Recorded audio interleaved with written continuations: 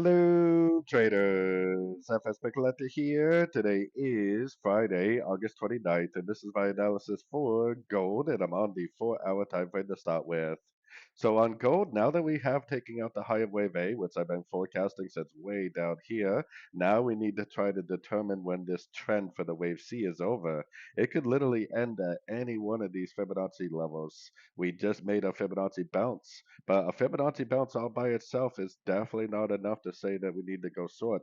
We need a Fibonacci bounce and a break of structure, or we need a Fibonacci bounce and a very significant lower high in order to tell us that this is now back into the downtrend.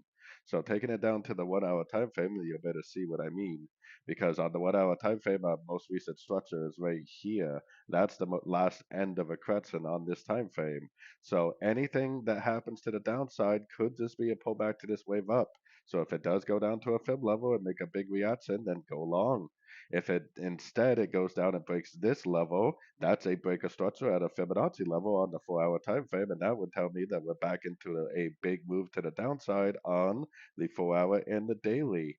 But for now, the weekly trend is up, the daily trend is up, the 4 hour trend is up. 1 hour time frame, we may just be in a pullback to the last impulsive move up. So anyways, don't forget to check out my website linked over here in the corner. And as always, thank you for watching and happy trading.